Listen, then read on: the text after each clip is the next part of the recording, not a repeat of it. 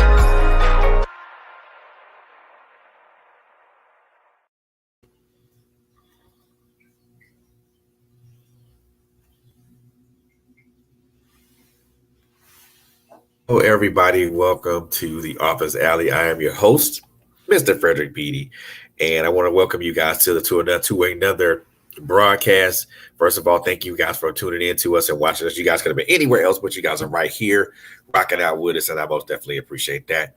Most definitely want you guys to continue to follow us on all our social media platforms: Facebook, Instagram, LinkedIn. Like and subscribe to our YouTube channel. Follow us on our website, www.trailblazersradio.net, and make sure you tapped into us, and make sure you're following all of our hosts. Quentin Jones, Coco Fenton, Latanya Harris Gooden. Make sure you're tapping in with us as well, because we got some great content coming for you guys down the pike, man. And 2023 is going to be a great year for us. So make sure you stay tapped into us with that. And also the song you just heard, that song, that is our theme. That is our theme music. That is our intro. That is everything. That was produced by my cousin Nubia, who's a great producer, great track maker. So make sure you guys check her out on her social media, on Instagram at Nubia Niles. Man, she's got some great music, guys. Now that all that's out of the way, I want to introduce you to the person the person of the hour that I have tonight.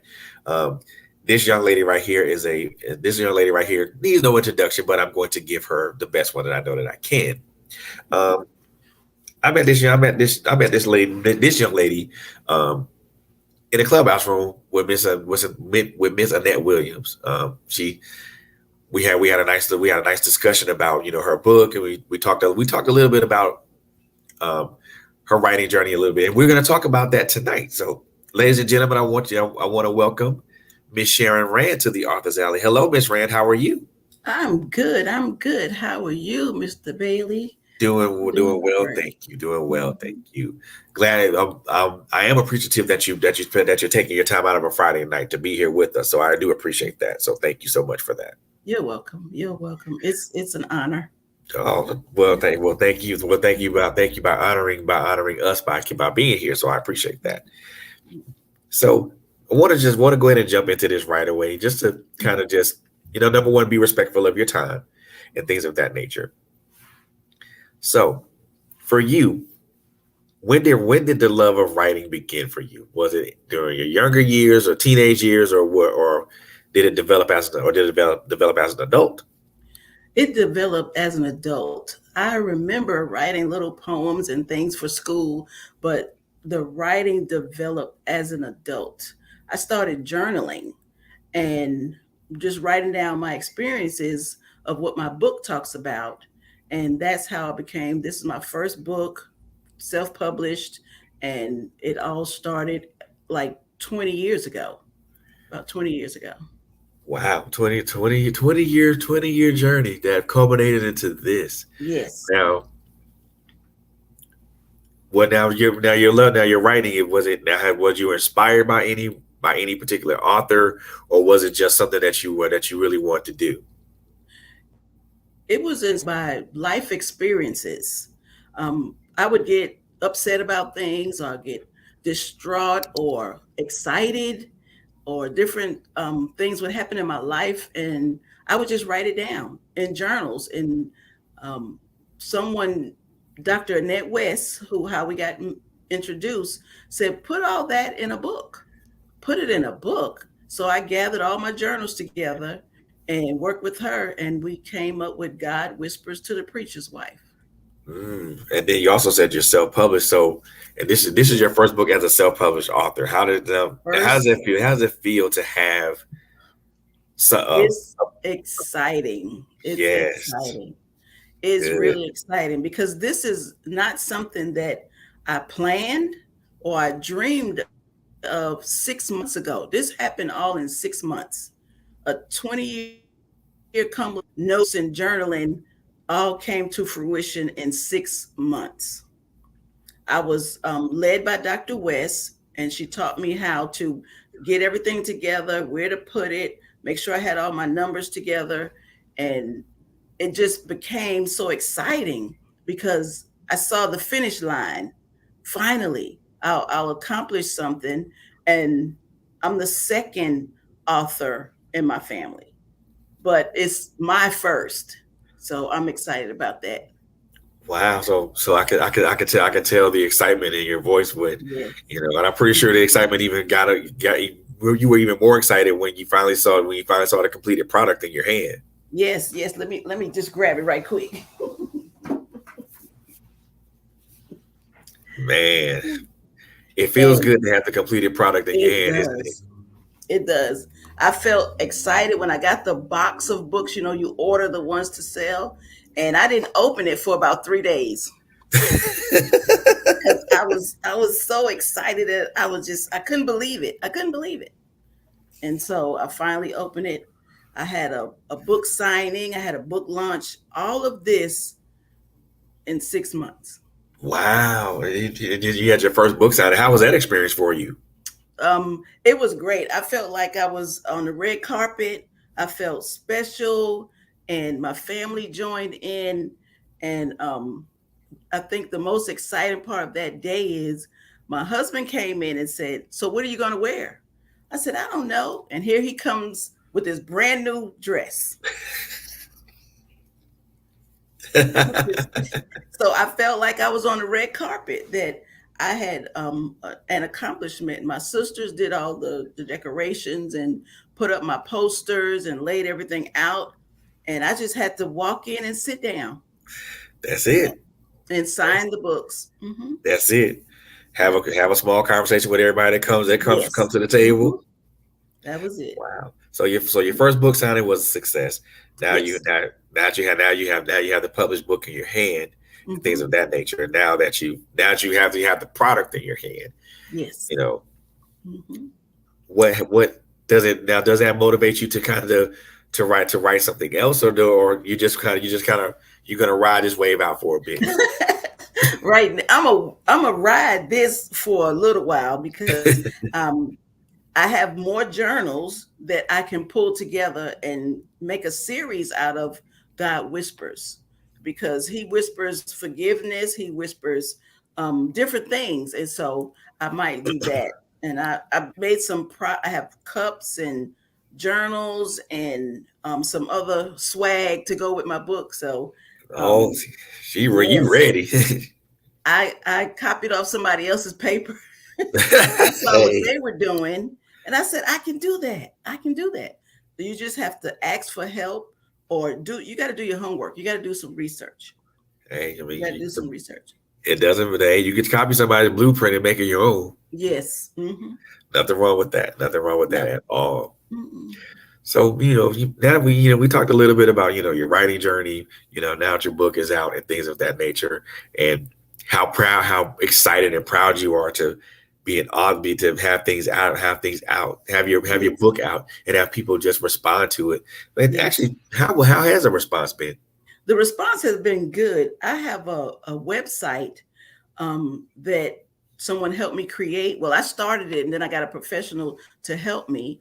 And so the book is on my website. It's www.pulpitwife.com.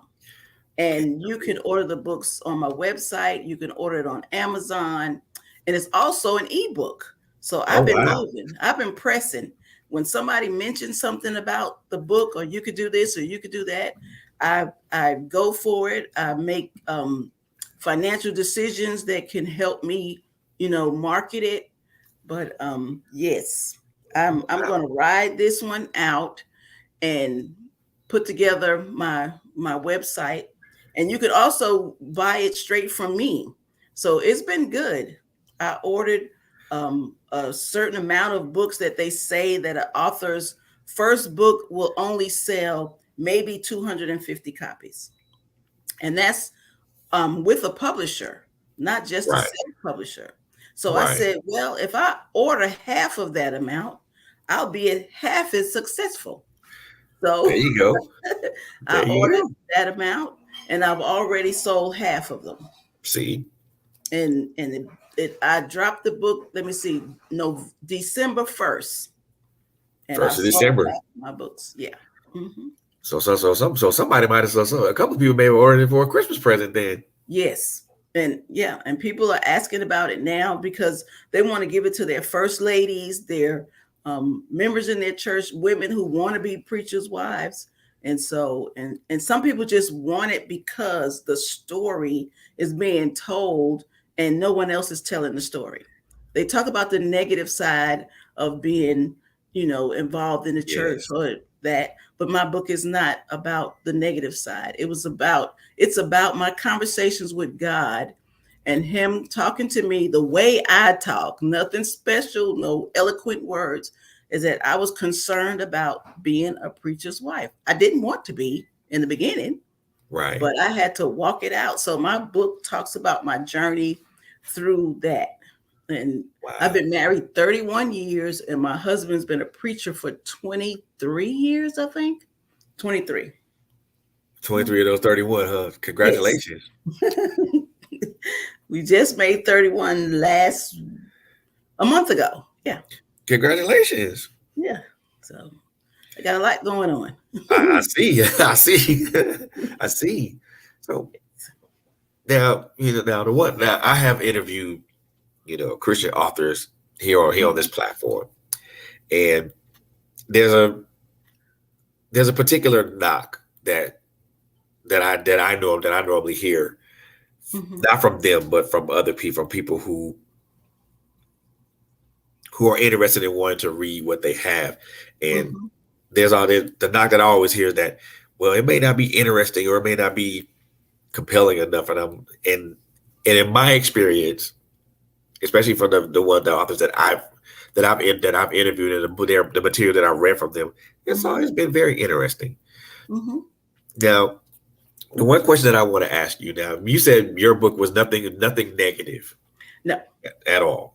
no negativity. I didn't bash the church. I didn't bash my husband as a preacher.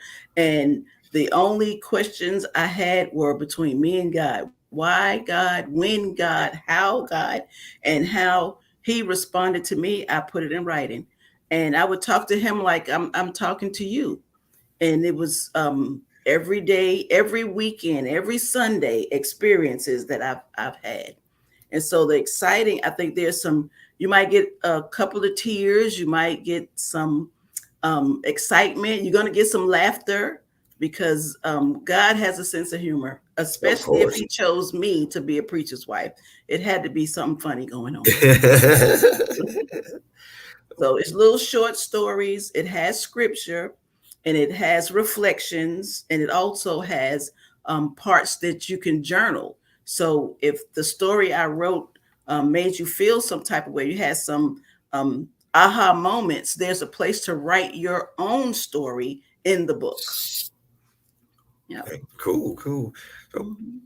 I know I do want to circle back to what I said earlier. So, you Okay. know, why do you, in your experience, not from just being an author, but also being a reader as well, Hmm. why do you think a lot of Christian authors catch a lot of flack?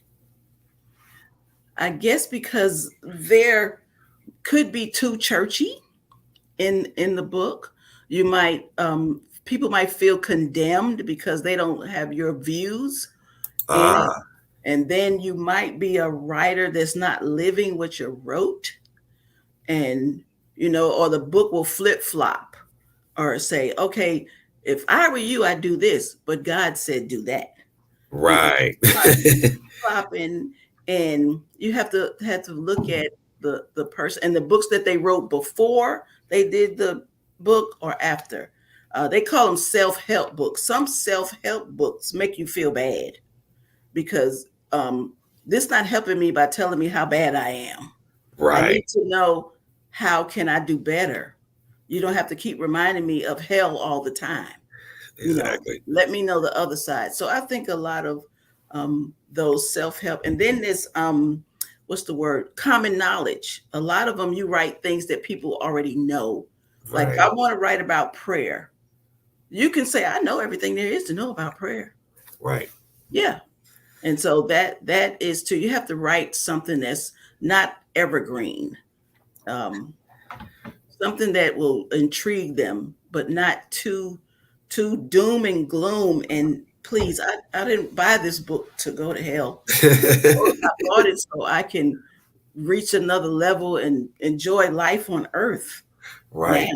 Yeah. Some of those books I read do have that damnation, hellfire, and brimstone. Like, oh, wait a Mhm. minute. I thought this was going to tell me how to reach higher heights or something. What's up Yes. with that?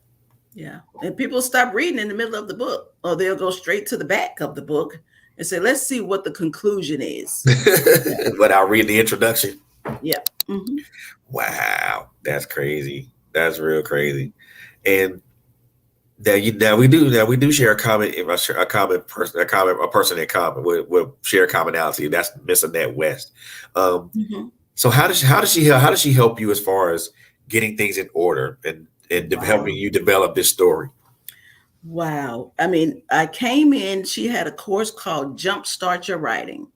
And that right there would let you know if you want to write. Do you think you should be writing? A lot of us don't think that our story is worthy of reading, but she takes you through this course. It's 4 hours, it's 2 hours, 2 Saturdays in a row, and she gives you a little test run of what you write and give you the basics. It's just like in school when they tell you to write an essay. So we write a short essay. She asks questions, and after that, she offers her program to walk you through your book and become a self-publisher. And she gives you a blueprint, and you follow it step by step, and you meet with her. I think we met twice a month, and you have an assignment, you need to do this, but you have to want it, you have to stay on it, because she give you a timeline to work backwards. So I wanted my book to be published November 1st, and I started with her in April. So we worked backwards, and she told Wow. me how to do my cover, table of contents, and all the basics, the outside of the book first, because I've already written the content. And then you go to the editor, and then a couple of rounds with the editor, and then you send it to the publishing place that you want, like KDP on Amazon, or you could send to Digipod, whoever you want it to. Right. And she lets you know the cost of each step as you go, getting your Library of Congress number, your copyright information, all that. She walks you step by step all the way through. And Wow. if you pay attention, you keep your deadlines, you'll make it. And she's right there for you. She didn't hesitate to answer any questions I had. Or if I say something, I told her I submitted the book. She said, no, no, no, it's not ready. It's not ready. But I used the wrong word. She thought I had clicked the button. before she got a chance to review it. So she was very helpful. And I mean, wow, she's introduced me to two other authors. So I'm also a co-author in an anthology called the 30 Daughters Devotional. And I'm Oh also wow. a co-author in a book that's going to Ghana. It's a testimonial of trials and tribulations that we have gone through to let those women know that in America we go through similar situations, and so Right. it's similar but so different across the world. So I was a co-author before I came an author, working with Dr. Annette West. She introduced me to people like she introduced me to you. Right. Mhm. Right. That's and yeah. I could tell. I could tell by the the way that you speak of her with such Mhm. reverence that she was very not only instrumental in helping you get you started, get your book out there, but also being that person that was instrumental with for you on every Yeah. step of the way. You know, I think it's important as Yes. a self-published author that you have those people around Hmm. you to be able to Yes. help you on that journey because being a Hmm. self-published author, because I'm one myself, is Hmm. you know It was not easy. nope. Nope. It's not for the faint of heart. Nope, it's not, because you want to throw in the towel, you want to give up. But if you have that person pushing you, and once you learn how to do it, you can teach someone else to do it. That's the good part about it. Oh You can yeah. tell them, no, don't do that. Nope, I think you need to do this. And if they stick with you, and Dr. Net is also a pastor as well. And so if most of the time God was in every conversation, Exactly. but she didn't push me. She didn't prod me. She didn't force me to do anything. I would call her. She said, "You've done that already?" I was excited that I had somebody that was walking this with me, because Oh I yeah. don't think I would have gotten this far if I didn't meet her. Right. I mean, Probably it was still all be perfect timing. yep. Probably Mhm. still be in the inception stage. Like I don't know if I want to do this or not. Yeah. What I'm gonna do with these journals? Just have a campfire or something. I don't know. She said have a campfire. Yeah, but That I'm was I'm excited. I It know the I book can tell I can tell. You know, it's not perfect, but it's great. look, It's great. it doesn't have to be perfect for it to be great That's right. That's because because at the end of the day, the as long as the message right. Yeah. reaches someone. Hmm. I got a couple of phone calls from out of state of women that met my sisters and my stepdad, to tell me about the book, and they enjoyed it. And I have two, um, what do you call it when they write Reviews. reviews? I have two that I'm going to put in the book when I, you know, order the next set. There Mhm. you go. That's what's that will most definitely get people to buzzing on it though. Yeah, especially some previous authors that, yes, I'm excited still. Mhm. I know you are. I know you are because I mean, like I said, like we both confirmed that this Yes. self publishing journey is not for the faint of heart. No, no, no. It's like you go through these ups and these downs and these ebbs Hmm. and flows, especially when you're putting out books and then you're still writing content for other books. For other books. Hmm. And then you said then you're doing the marketing on your own, you're doing the promotions on Hmm. your own. You're Hmm. basically you're a one man or one woman One show. woman show. I know, and I've tried. I have tried. I haven't tried TikTok, but I try to do reels and Facebook posts and Instagram posts. And Yes. I have to remind myself that they might get tired of looking at it, but this is my job right now. I'm going to retire soon, and this is my new job. I'm going to promote my book Yep. and It is tell. very important. And I will say this to everybody that's listening or watching. It is very important to engage with people or your potential audience or your book. I know that I have been very much slacking on that, and I will admit that. But it is important for you to it is very important to engage with your audience, with potential readers on social media, Mhm. whether it's TikTok, whether it's Twitter, whether it's Facebook, whether it's Instagram, whether it's um, Snapchat, or wherever Mm-hmm. social medium you use, it's important to engage with those people. Mm-hmm. Yeah. And my people are preachers' wives, and they are real sensitive, and they don't respond out loud well. Now, they'll click like and love and show emojis, but Right. very rarely will they post anything um, that would give someone else an idea of they're for or against something, because they have to maintain that for their husbands. Exactly. Because a Exactly. lot of Exactly. husbands probably said, no, don't buy that book because she's probably saying some stuff that you don't need to hear. Or I might encourage one of them to stand up a little bit taller, and the husband does not want want the woman to just follow him and not anyone else. So I know there's some stigmatism with it. But even Right. if they buy the ebook and read it privately, that they would get some encouragement or get stimulated to pray more or activate their it's a calling. It's not just, hey, you're going to be a preacher's wife. It don't, no. It has to be a calling, because I Right. would have talked myself out of it. No. If you had another chance to do so. I would say, nope, wrong one. Not me. I mean, I mean, and again, I think that's a job in and of itself, Mm-hmm. because of I would think the enormous amount of responsibilities that go with that. Yes. Not only are you're the second, you're probably the second. I won't even say probably, you're the second point of contact for people. Yes. Mm-hmm. And then sometimes you're something, and in some cases you're the only point of contact Mm-hmm. for some And, people. yeah.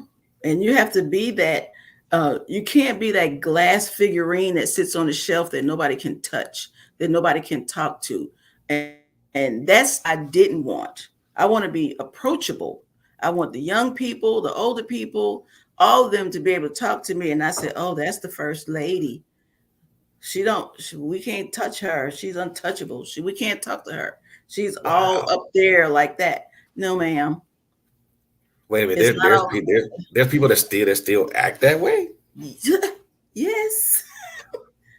The matching hat, shoes, the bling is like, no, I am walking in my essence of preacherisms. No, In other but you words, don't can't touch me. reach the people. Wow. So basically, you're just there for show, but you don't want to make yourself accessible to people. No, and that's not what I wanted. So that's what I wrote about, because when those things would happen to me, I said, Lord, no, uh-uh. How can I help someone if you feel like you can't speak to me because you think I'm all high and mighty, or I might know more scripture than you? I didn't read the Bible from the front to the back. Matter of fact, I wasn't even going to church until I met my husband. So I'm just like you. I'm learning every day. I just sit in the front. That's all. Exactly. I'm just that person that sits in the front. That's it. I'm just that person that's sitting in the front. Yeah. And Now, that's my story for, yeah. how important is it as a first lady to be approachable, to be touchable, to be a point of sometimes the only point of contact for people? How important is that for you for people to be able to reach out and say, hey, I can touch her, I can speak to her, I Mhm. can have a conversation with her? To me, that's very important. It's very important, because the pastor, the preacher cannot get to everyone. And some young women, older women, children, some young men, they don't feel like they can talk to the pastor. They need that next person. So I like to call the first lady the leading lady, because she has to be able to lead the flock as well. Those stragglers, the one that feel like they don't have enough courage to go to the front of the church or shake the pastor's hand.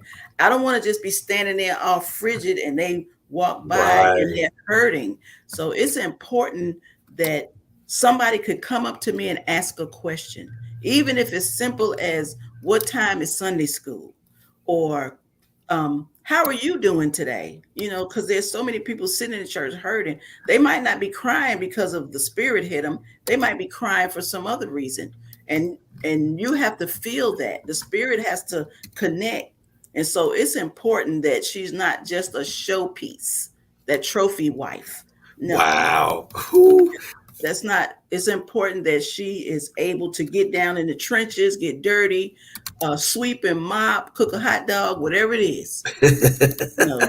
My nails, they're going to get done, but that doesn't mean I can't work. I can use my hands. I can listen. I can sweep. I've done it all. I can work in the children's church, or the daycare. It's important because I'm an extension of my husband. There So you go. we have That to feel it. Hmm. that's me. That said, you said a lot right there. To to be affable, to be approachable, to be touchable, to be Hmm. someone that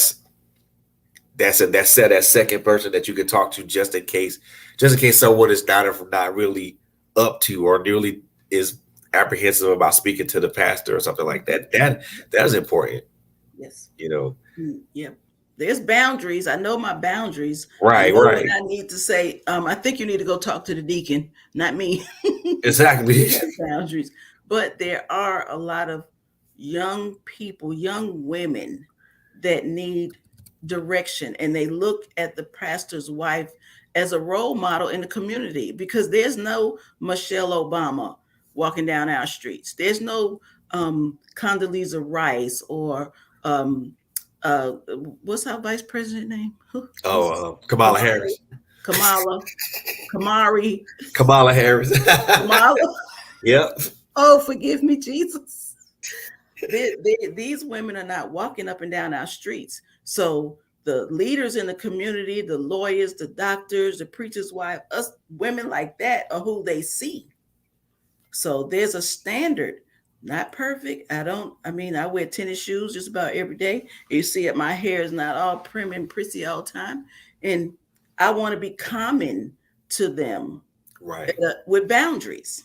There's There you boundaries. go. I like that. Common to people, common but with boundaries. Yes, I like common that. with boundaries. Hmm. So let's talk a little bit about that your journey as a preacher's wife, and we'll also talk about how this translates to your book. You Hmm. know, I know that that you're, as we talked about, we are, everybody knows that you are the wife of a pastor, Hmm. and we talked about a little bit that in itself carries a lot of weight and a lot of responsibilities. Hmm. Probably a lot more than what we can discuss tonight. Yeah, yeah. But you know, and you said it was something that you really didn't want to be No, no, initially. no. Um, Why not? well, me and my husband is like country mouse, city mouse. I was raised in New York, and he was raised here in Mississippi. So it had to be divine intervention to pull us together. So we know that had to be God right there to pull us together. And my life was, I was a New Yorker, and I did everything that New York did.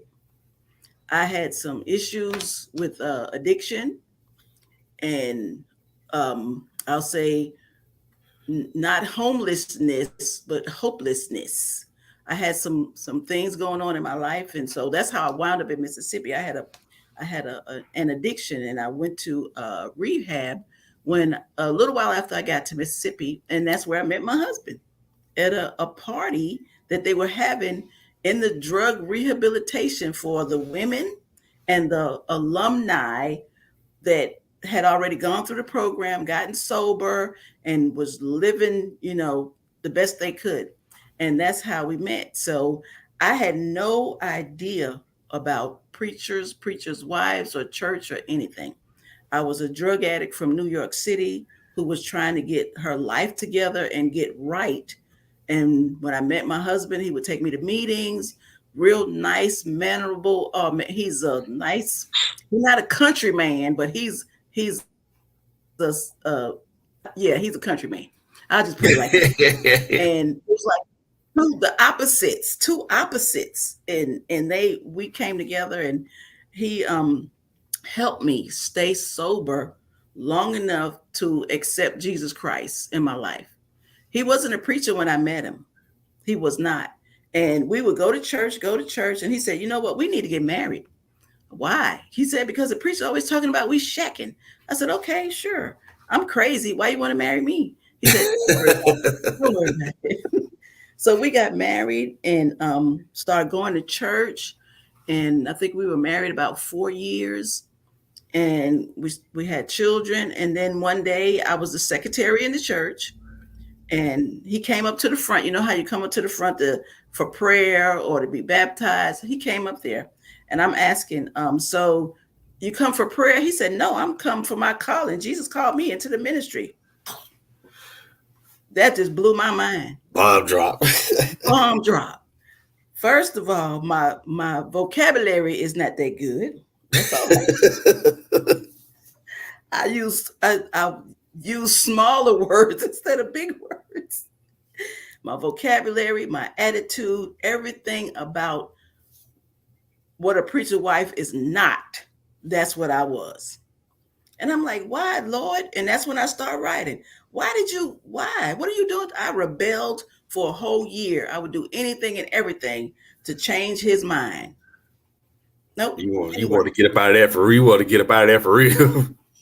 because I wasn't ready to be what I saw my stepmother and other women. I didn't want to be that with the outfits and the sitting there all pressed together like they were scared to breathe, and they didn't say anything. They didn't teach any classes. They didn't do anything.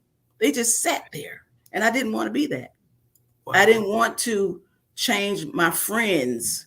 I didn't want to be looked at as trying to be perfect. I want to just be raggedy me.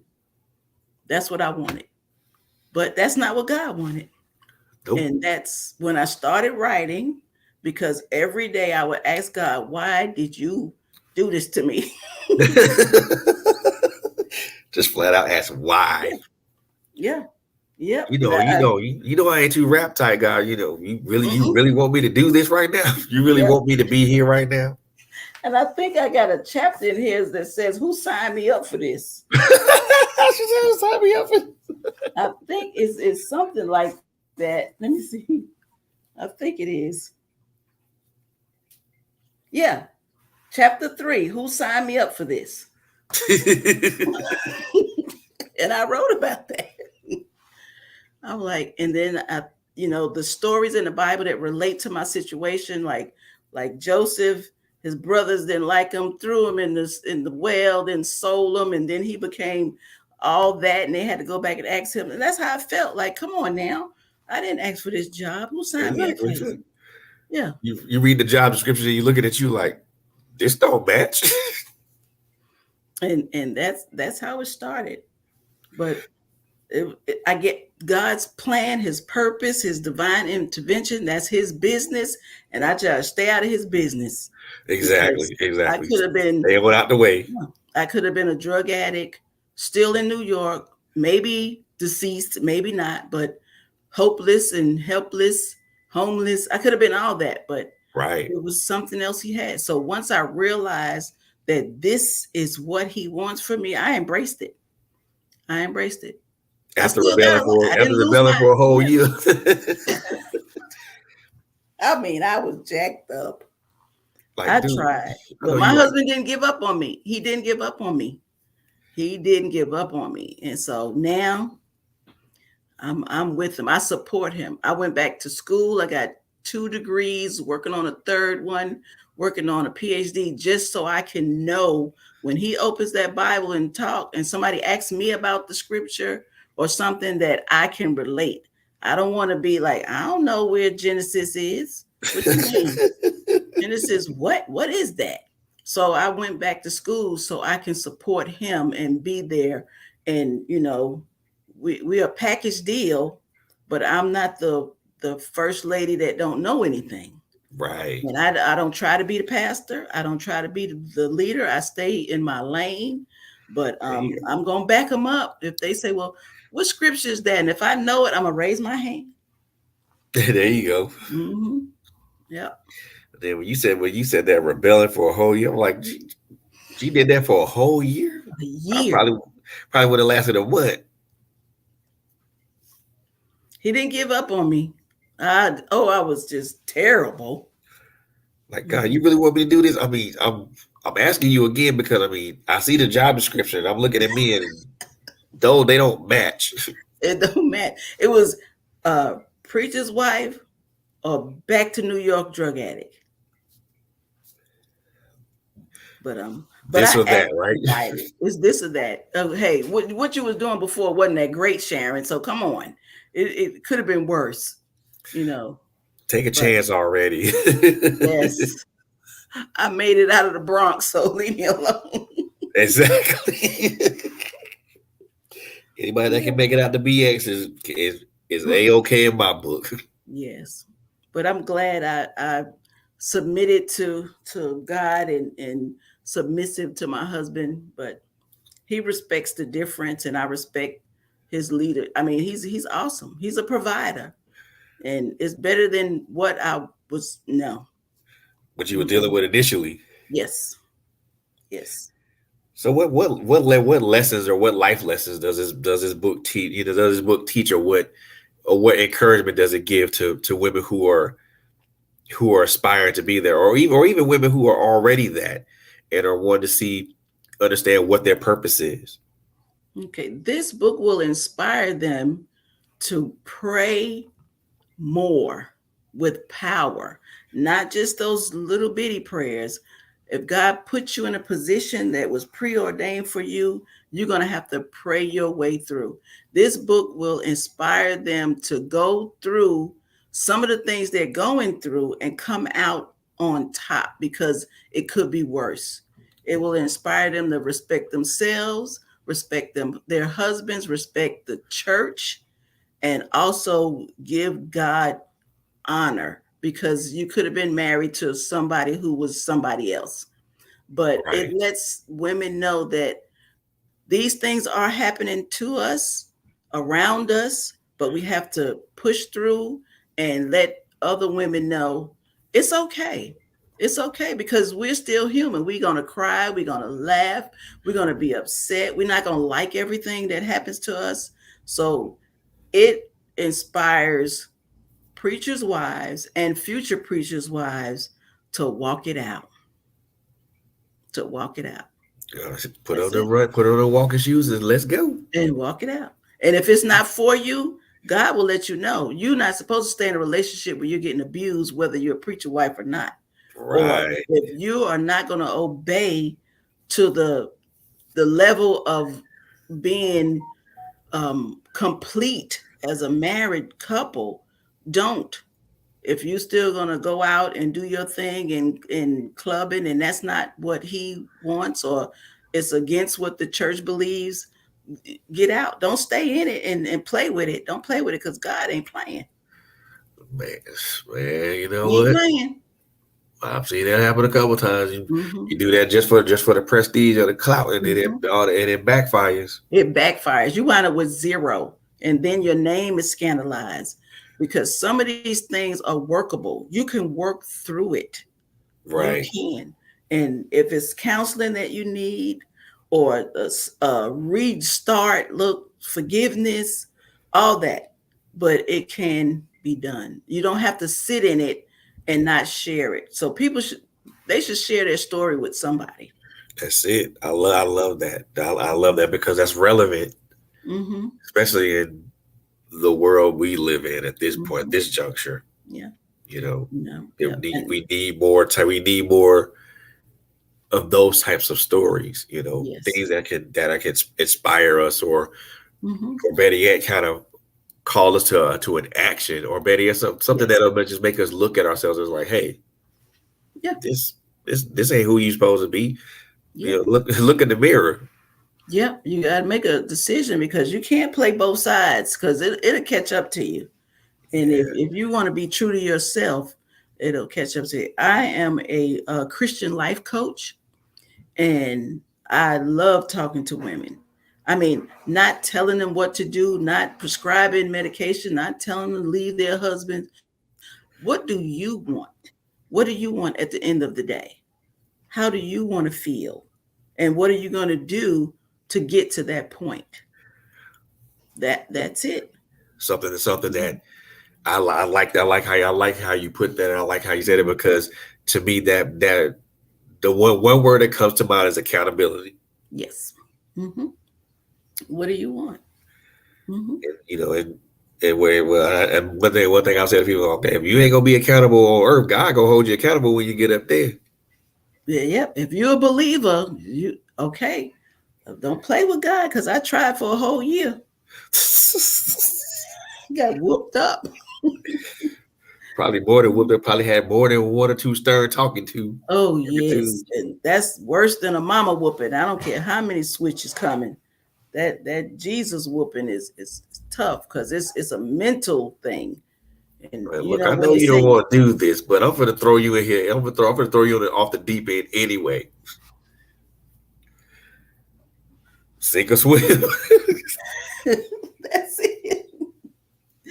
You gotta be ready. Oh, sure. Well, if you ain't Mhm. ready, he'll make sure that you are ready. Yes, but You know, I see the my good days outweigh my bad days. And indeed, yeah. indeed. And Hmm. I think this is going to be important for a lot of younger women, and also women who are already wives to pastors Hmm. or ministers. Because Hmm. it's kind of if I'm thinking about this right, it kind of gives them. It's not necessarily a blueprint, Hmm. but it's kind of like that a gentle guide, so to Yes. speak. Yes. And some of their stories might be exactly the same as Exactly. mine, but their ending might have been different, or the dates, times, and places, but the same feelings. Everybody wants to be loved and appreciated. And sometimes as a pastor's wife, you sharing your husband with 50, 60, 300, 1,000 other people.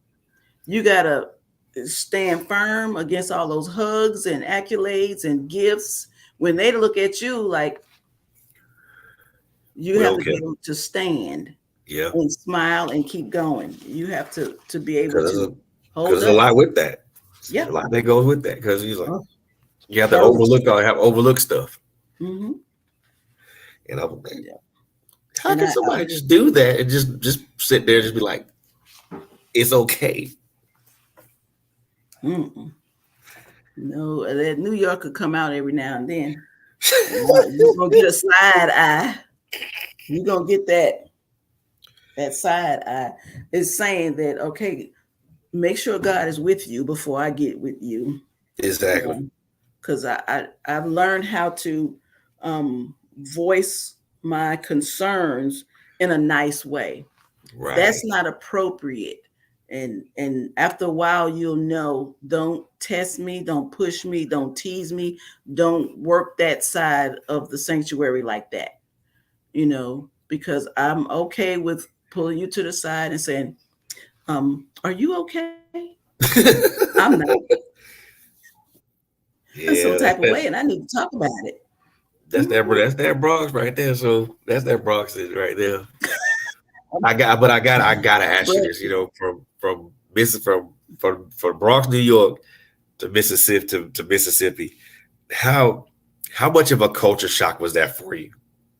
it was huge. It was huge. In the beginning, I was still numb because when I got off the plane, I probably was like high as a kite when I got off the plane. So by the time I sobered up and realized where I was and that everything turned dark at 10 o'clock, everybody got up at 5 o'clock. And I came to my father's house, and he was a pastor of a church. And so he had his wife and three daughters. I didn't fit the mold at all. So it was definitely a culture shock. Getting up, going to church, sometimes 4 times a week, um, we always had to go to the beauty shop and be dressed alike, and we had the Bible study every day. And then I came here maybe weighing 100 pounds. I gained 30 pounds in a month because they eat all day: breakfast, lunch, dinner, pies, cakes. What's that? Greens, beans, potatoes, tomatoes. Oh yeah, oh yeah, oh yeah. You go down here. Yes, Oh, you go. They go. You it go was a eat. culture shock, You go but eat. it You go eat down. You go eat coming down here. but it was still, the drugs were still here. So I found them after, I think, maybe a couple of months. I found Yes. out where they were. So by the time I got over the culture shock of, all right, I'm stuck here. What am I do now? I can't get back to New York. I don't have any money, and I'm gonna stay here. And I think that didn't last long because I woke up one day and decided I needed help, and I went to rehab There on my you go. own. Yeah, but yes, it was definitely a culture shock. But that in and of itself is a story. Is a story to tell as well. Oh yeah, but I'm thinking about writing about that one and calling it from dealer to disciple. That's something That's I want to talk. Yeah, and that's a good title. yeah, and That's a really use, really good title. what is that when you use a fictitious name? Oh, pet name. Yeah, use somebody else's name. Let the story be about some other guy, but it'll be my story that will actually happen to me. But I want to write that it happened to this other guy instead Sound of that's a that, I woman. like that. Mhm. I like that. I say go Mhm. for that. Go for Yep. it. I'm thinking about that because that was 15 years of that. Wow. And so that, yeah, It's a long time. that's a long time. But I always talk about Shadrach, Meshach, and Abednego. I don't smell like smoke. Yes. I don't smell like smoke. You I've can been sit in through that the fight, but fire. you ain't gonna smell like smoke walking out of it. That is encouraging. That is encouraging right there. Hmm. So They said, the one what? thing I do want to ask you, like, what is one thing? So if you were in a crowd, so if you were, I want to say a crowd, if you were in a room full of women who are preachers' wives or women who are aspiring to be preachers' wives, what are 5 things that you would tell them? Okay, 5 things. Number one, trust God. Number two, respect your husband. Number three, don't lose your identity. Number four,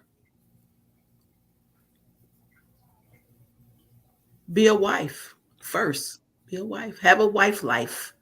Be a There wife. you, I Yeah. like that wife life. Wife life. Yeah.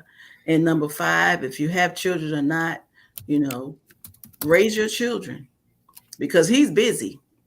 He's busy. You're gonna have to be that woman to raise them children while he's out there going everywhere, everywhere. He's still part of the family. He's still disciplined. He still supports and provides, but you will have more time with them children than he will for a long time.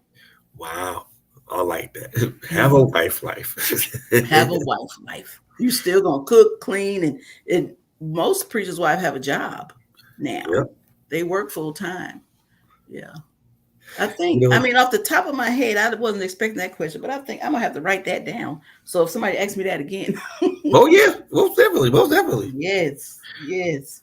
The one thing that we talked, you mentioned one of the more important was, um, well, all 5 of them are important, Hmm. but I think one of the ones that's the most important really is making sure that you still have your identity. Yes. Don't lose your identity.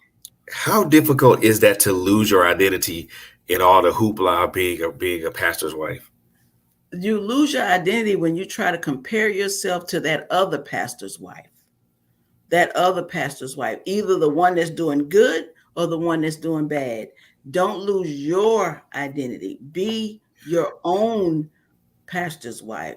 You have your own talents, your own skills, your own attitude, and all about your own look. Don't try to look like them, be like them. Don't run your household like theirs. Well, this is what I do. No, your house is not run like my house, and I'm not going to have somebody else telling me how to run my house. Don't lose your identity. You're smart, you're beautiful, you have a lot going for you. Don't let the other women try to teach you how to be like them, because there is some cliques. There's some preacher wives cliques, and you'll have to fit in them.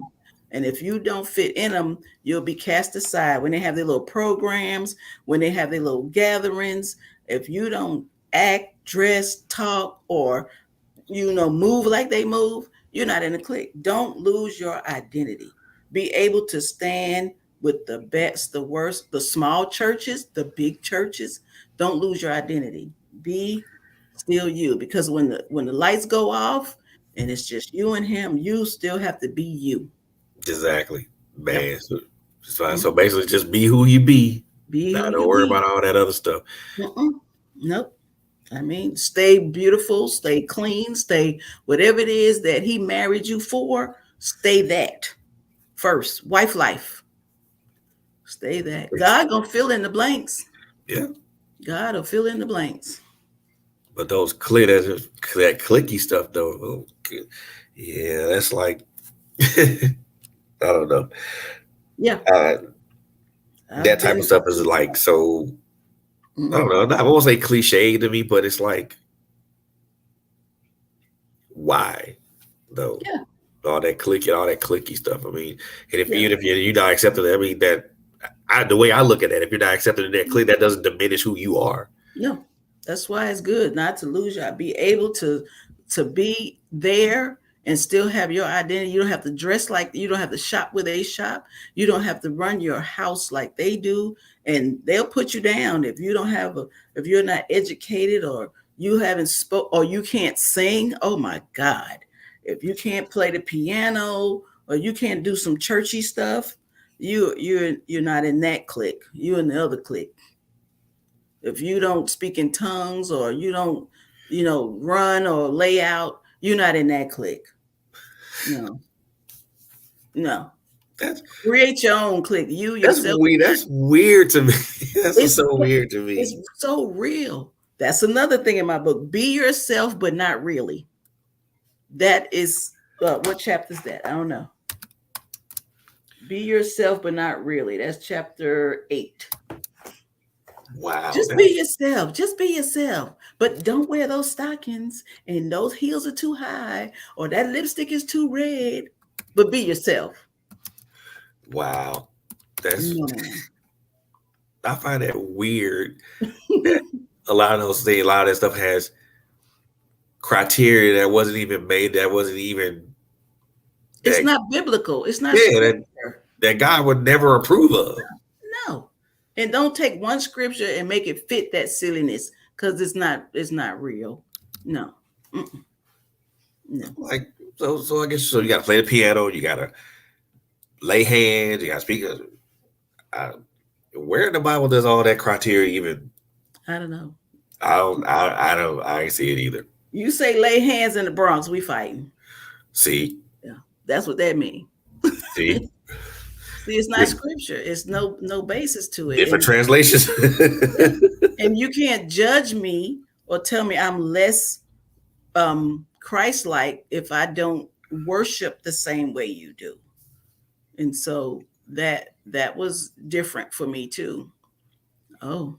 But why? But it's funny how you. It's funny how you're how if sometimes if you operate outside of the box, Hmm. Yeah. You in you that. know where I was going with that, right? Yeah. Yeah. Yeah.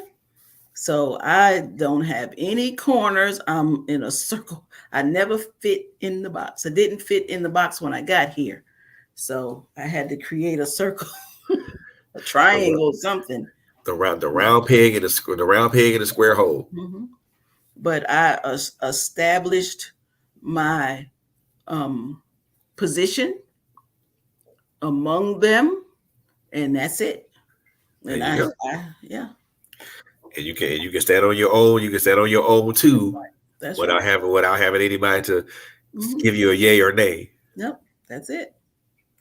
Hmm. Real important, guys. Real important. Be able to stand on this. This not only goes to someone being a preacher's wife or anything. This goes to just life in general. Be able to stand on Yes. your own too, Yep. Be without able to without stand. searching Mm-hmm. for approval from people, or better yet, Mm-hmm. you know, looking to see if someone's gonna be like gonna pick you on a team, because most time you're not gonna get picked. No, and that with the writing also, I hesitated in the beginning, even with Dr. West in the beginning, that who's going to read it? Who even cares what the preacher's wife says? So I struggled with that in the beginning with the writing, and like, why why would they want to read it? And until I just heard, who cares? Somebody will read it. Just write it anyway. Exactly. Some Just write some it. somebody's gonna catch the message and Somebody. they're gonna run with Hmm. it. Yep. That's it. I mean, why? Hmm. If it's on your heart like that, man, why not just put it out there? That's right. And get some support, get some help. I Yeah, know I couldn't have done it by myself, so get man. some help, get some support. Even if you're self-published, you can still do it with help. As long as somebody that's helping you don't want to take over, change your voice, they want their name up in lights and all that. That's not self-publishing. That's stealing. Publishing. That's Hmm. basically just now that person's an actual publishing entity. Yeah, and you owe them some money. Exactly. Like my son did the cover for me, and he charged me $30. I said, after all the pampers I had to put put you Put you through in, brother. You gonna charge me $30 for some artwork? for for some clip art.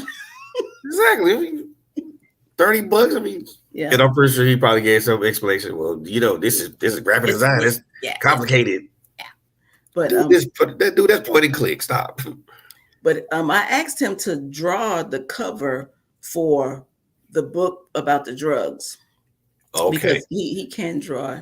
He has a picture of his friend looking in the mirror. His friend is 17. Reflection is an 80-year-old man. And it Ooh. says, "You've seen too much." And I want him to do that cover for me. And Wow. I said, "How much you would charge me?" He said, I forgot what he said. And I said 30%. And then he said, no, 2%. So I'm gonna keep that. I'm gonna screenshot that 2%. He said. So when he give you a price that ain't what it is, Mm-hmm. you said 2%, brother. Here it 2%. is, right here on this phone. Yeah. But Man, that's the cover I would use for that. I've been thinking about it, but I just hadn't gathered the information. Got bits and pieces here and there of the story of the addiction. Mm-hmm. I say write it, man. That's gonna be a very interesting read. But I Mm-hmm. also believe that this book that you have currently now is Mm-hmm. not only an interesting read, but also an informative one as well. I Mm-hmm. think any woman that's either that's currently a preacher's wife or is aspiring to do that with Mm-hmm. the person that they're involved with now, Yeah.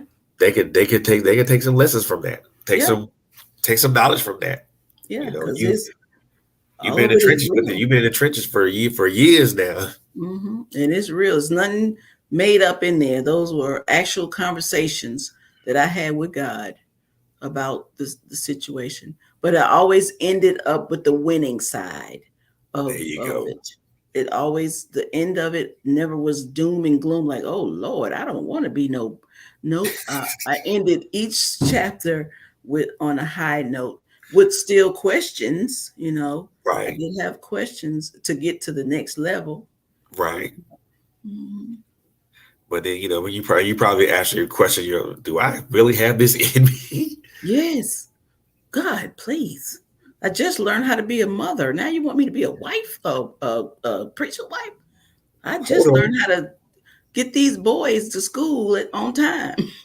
Exactly. Hold on. That's an overload. I know I would cry. I would cry. And I'd sit there, I'd stay up, and then I was like, you know what? I'm tired of fighting this. I'm tired. Just Got to give that up. point. Got to that point, huh? Yep.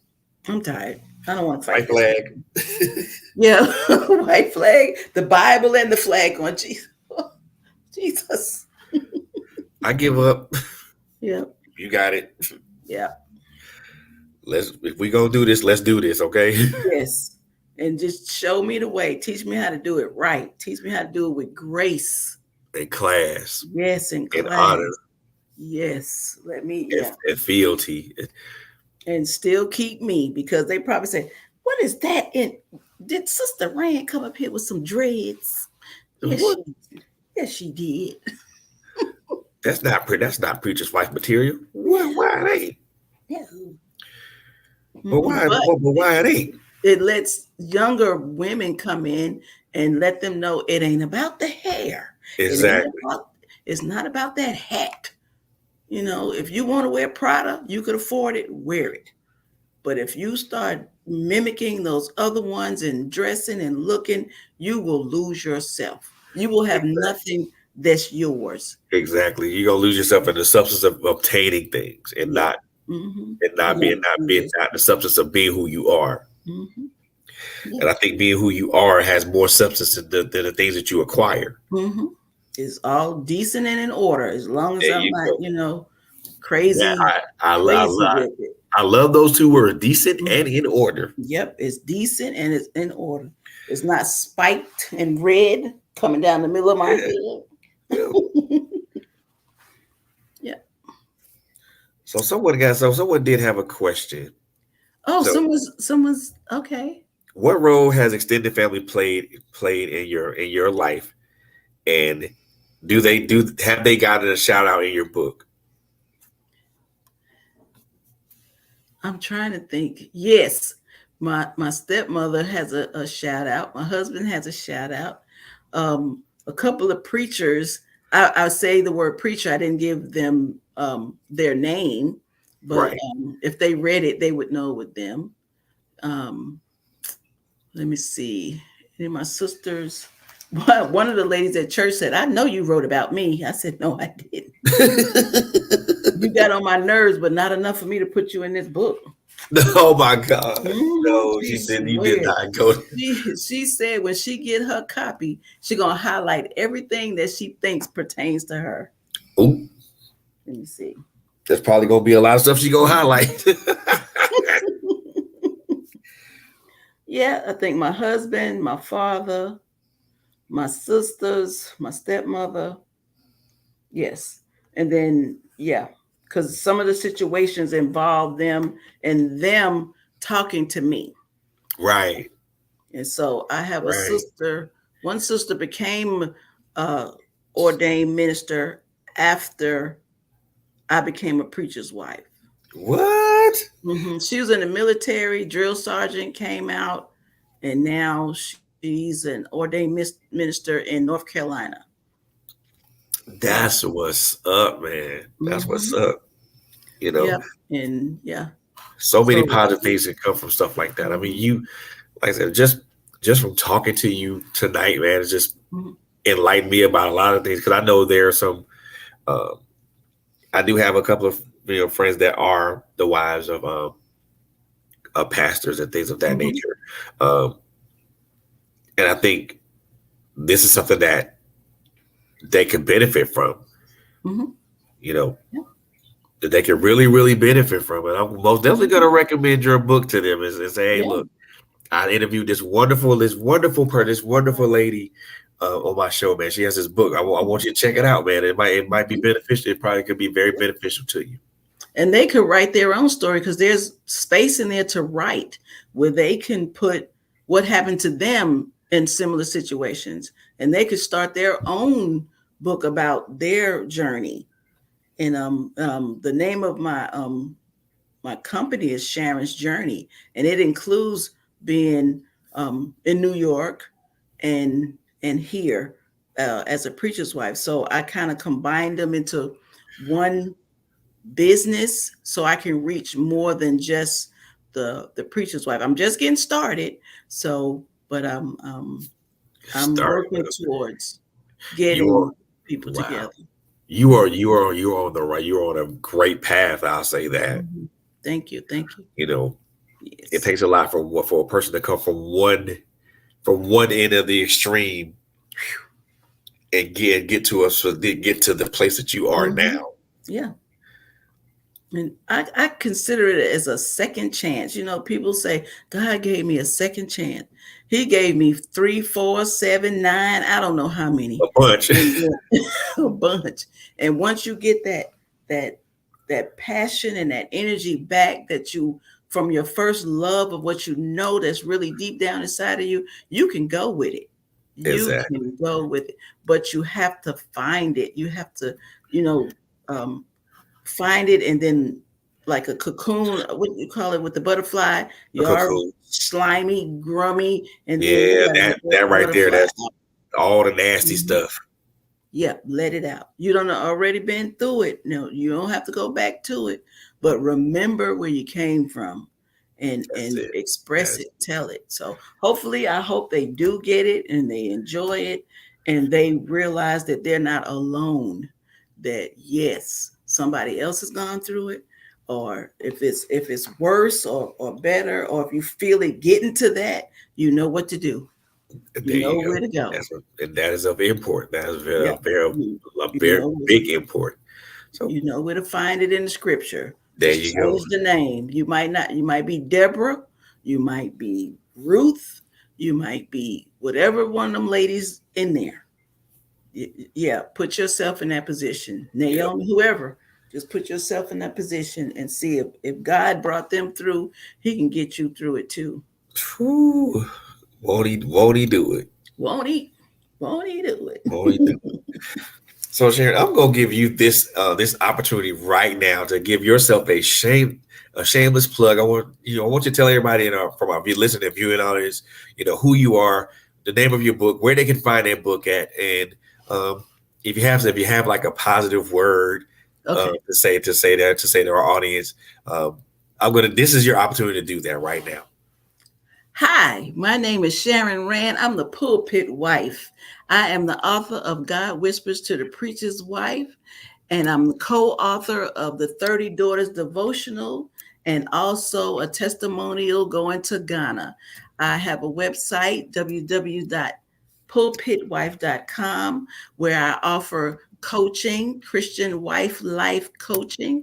I have a course that's available in January, where I talk about prayer, the epic prayer model: pray with expectancy, with purpose, and consistency. And I would love to sit down and talk with you about preachers' wives and the expectations of what God has predestined you to do. And I'm excited about this journey in my life. And you are welcome to contact me at my website. There's a link for you to send a message about a free consultation, and it's www.pulpitwife.com. I am on Instagram, Pulpit Wife. I'm on Facebook, Pulpit Wife, and I'm on Twitter, The Pulpit Wife. So that's a big title for a little woman, but I am willing and ready to help you on your journey as a preacher's wife, and also as the preliminaries of being a self published author. And I would love to sit down and help you, inspire you, um, encourage you, stimulate you to continue to be who you are and not lose your identity. Stay true to yourself and trust God on everything. On Yes, everything. indeed. Yes, indeed. Man, I love that. I love that. I love that. So the last question I'm going to ask you before we conclude tonight is this is something that I always ask any guest that comes on. You know, we everybody knows that life's a marathon, right? Yes. But but we're all running. We're all running in different stages of that marathon. Some of Mhm. us could be at the beginning, to where we're just starting out. Some of us could be at the mid part of that marathon, to where Mhm. we're already at a good pace, and we're moving and we're moving. Some of us are towards the end of that marathon, to where the finish we're still at the same pace that we're going, but the finish line is in sight, and we're still going at that good pace toward that finish line. So if you thinking about your life from where you were to where you take from where you were in the Bronx, New York, Mhm. and then your journeys from there to Mississippi, now matriculating to just someone who's as a recovering addict, but now a preacher's wife. Where do you see yourself in this particular marathon? Are you at the beginning of it? Are you at the Mhm. middle part of it, or are you steadily going toward the finish? I'm at the end of my beginning. That sounds strange. I have Actually, it don't sound strange. I've ended that. So that race has already been won. And now I'm beginning like a pass the baton, Oh yeah, a relay that race. relay. I'm in the relay. That hurdle, finished it, jumped it. And now the baton is passed in the relay to my new beginning. This is all new. This is the next phase of my life. And I'm not ashamed to say I'm 63 years old. And this is my beginning, my new birth, my rebirth, my revival, my regeneration. Once you find something that motivates you to move forward, move faster, move stronger, stronger than I've ever been. So I'm at the end of my beginning. I love that That's because where I love that because a lot of people will say either middle, end, or beginning, but you're at the end of your beginning, and I like that because it it's does simplify, it does symbolize a relay race. As yes, one a as relay. one stage ends, another stage begins. Mm-hmm. Yeah. I love that. That So, is yeah. so. That is so wonderful. I do love that so much. That is. Just let you know I'm still in that, but I will give you credit. I'm still in that, but I'm gonna give you credit first before I. but hey, there's always say, preacher wife once told me she was at the end of her beginning. And they go, what? What does that mean? Like, what are you talking about? Just pull it to the relay race, giving them example, give them a picture in their mind. And if they ever tried to do a relay race and give them the motions and I'm passing it. And hey, long as you know who you getting it from and where you're taking it. Exactly. Yeah. The next So stage where you getting it, taking it the to. next stage. Yep. Leave that Um, behind. It's gone. It's done. I love that. Mhm. I am still in that though, but I am going to give you credit Really? for it though. Did you write it down? You got to write it down. Oh, it's old people. Matter of fact, it was. I'm a write. I'm going to write it down. Let me make sure I write it down the correct way too. Yeah. Because if I post it out there on Facebook and then you look at it like that ain't what I said. Nope. You use it however you want to, as long as they understand that the race is not given to the swift, it's given to the ones who endure. Door, You have to endure. And sometimes that's blood, sweat, and tears. You have man. to endure. Life isn't. Life isn't. Life is not not a sprint. It is a Uh-uh. marathon, and That's marathons right. require endurance. Mm-hmm. Yeah. Stay girded up, keep your word, try to stay as healthy as you can because you can't do anything if you're always sick or go to the Yeah, doctor when you have to. But stay healthy and stay girded with there the you go. word. Mm-hmm. Love that, man. I love that, man. Mm-hmm. Miss Rand, I thoroughly enjoyed talking with you tonight. That's Um, good. That's good. this has been something that's been enlightening for me. Um, Good. as someone who again who interviews authors from a large variety Mm-hmm. of disciplines. From I've spoken to historical fiction writers and stuff like that, and Mm-hmm. it always comes back to everybody's answers about where they how they're motivated to write and things. They all share a commonality of it. Mm-hmm. It's not just the love of the writing; it's the love of wanting to reach people and help people. Yes. Mm-hmm. And it always to me, and I see that every time when I talk to this, it's always that one commonality that connects Mm-hmm. all of us as authors. Yes. We want to reach We want to help. people. Yeah, if we get rich in the process, that's fine. But Oh yeah, our ultimate goal was to share so someone could glean from it, grow from it. Yeah. Heal from it. Heal. Yes. Heal from it. Man, look, I love this. I love this so much, man. I am so My, grateful. I am so grateful to have grateful for you to come on tonight and just bless us with your presence and with your, with your words and your inspiring story of how you came from one end of the spectrum to get to this other end of the spectrum, and that now that part of that race is over, that baton's been passed, and now you're in the beginning of your new stage. new stage.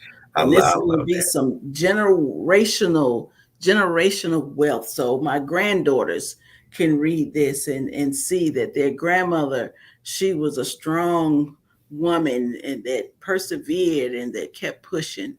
And I am excited about doing this. This is my first podcast ever, my first Ooh, interview ever.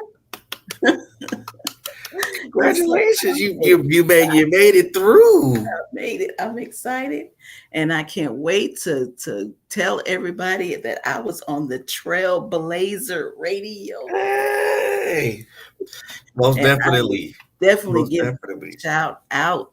Oh, You I appreciate it, know. man. It's really it's Mhm. this is not possible. This is not possible without you being here. You're the person of the hour right now. So this is not possible if you're not here.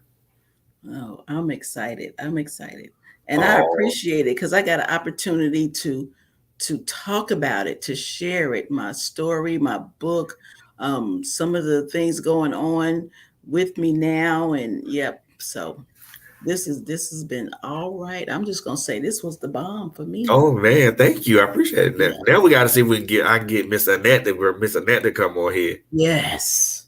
She's powerful. She's awesome. She's awesome. I might have to browbeat her. I might have to browbeat her. Yeah, she's so busy. She's so busy. This month, January, she's gonna be so busy. So busy. Right, right. Mhm. I got it. But we'll figure that one out. Yeah. I'll reach out to her. But She'll come with it. Yeah. exactly.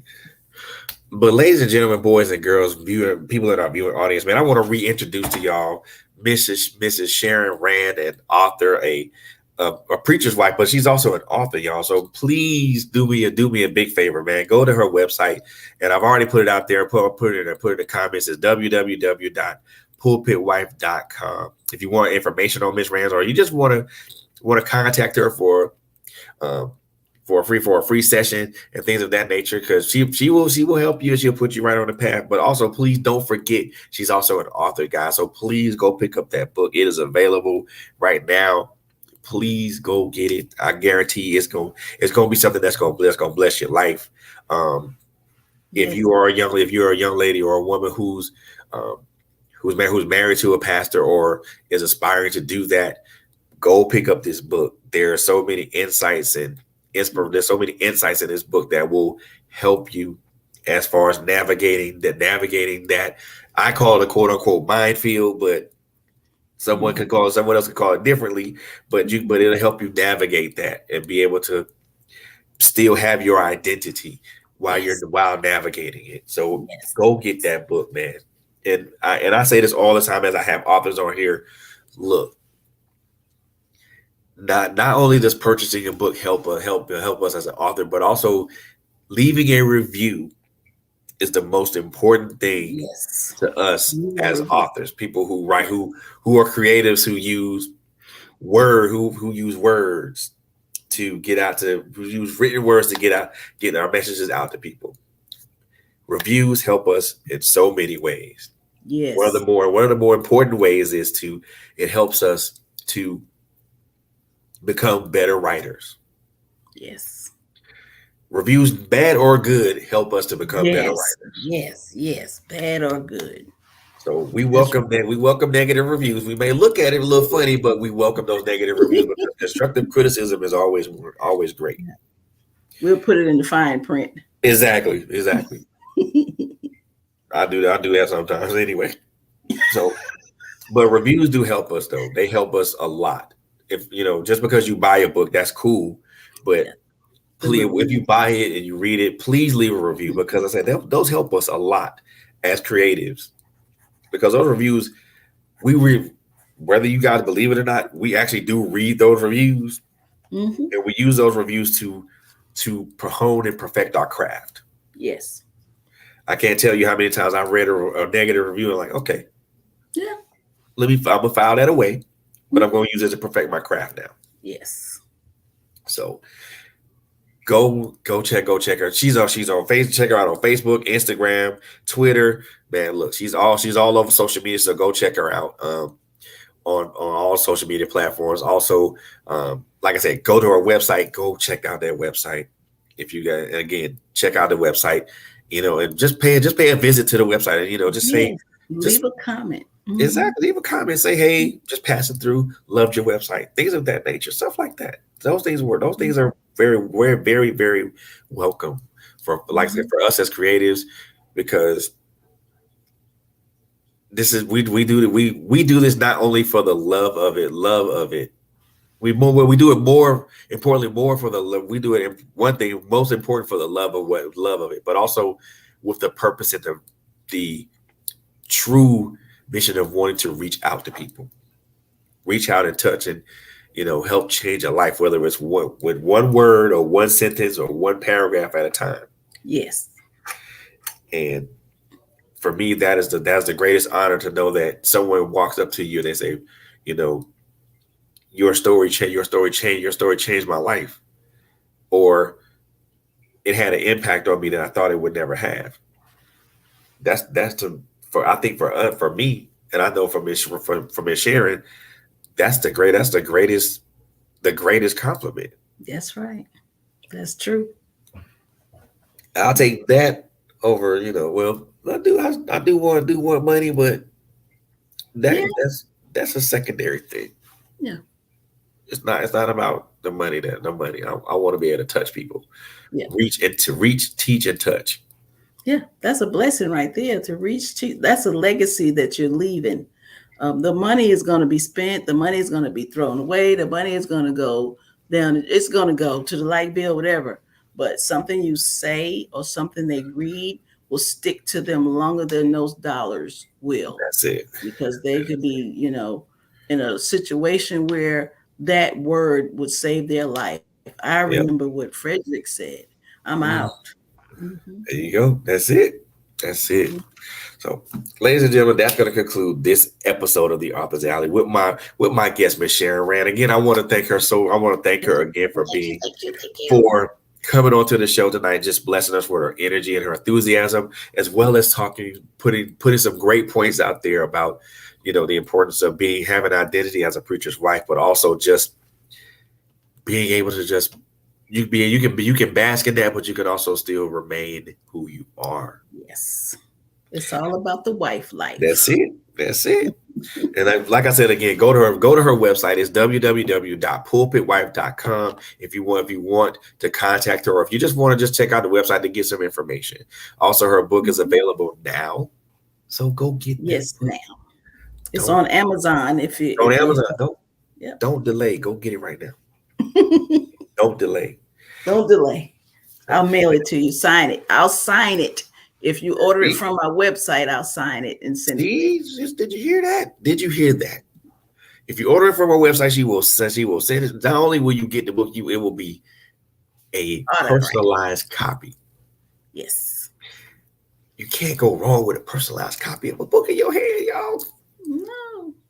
So when I get on Oprah, you can say, yes, I got her book. Exactly. Yeah, I got it. Well, I knew it before she came over, but that's all Yeah, good. That's all well and good. But I got a signed copy before that. So that's right. That's my what friend, what Fred. what Oprah getting is something that I already had for a while. Well, yeah, that's going to conclude this episode of the Okay. Author's Alley, man. And again, I want you guys to continue to like and follow us on all our social media platforms: Facebook, Instagram, Twitter. We're also on LinkedIn. We're also on Twitch. Every time we stream, it's on Twitch. So check us out on Twitch. Also check out our YouTube channel. Please like and subscribe to the YouTube channel as well. We are all over social media, but we also have a website which is www.trailblazersradio.net. So check us out there. There's a lot of information on the web on that website. Lets you know about who we are, and also some upcoming events and stuff that we got going on as well. So with that being said, I do want to make this one announcement before we sign off tonight. I am very, very proud to say that on Saturday,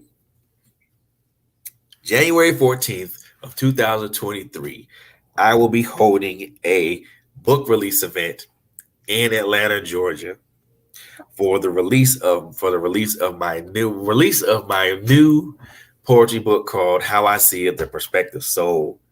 That book that I'm doing a release event in Atlanta, January 14th, Saturday. That's a Saturday from 5 to 7, 5 p.m. to 7 p.m. There's information on my page, on my Facebook page.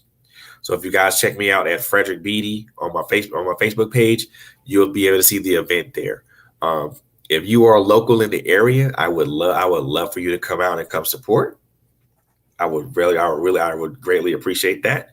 And even if you're not local in the area, I mean, if you want a copy of the book, just you can contact me on Facebook, or contact me on Facebook via direct message, and let's talk about getting you a copy. Okay.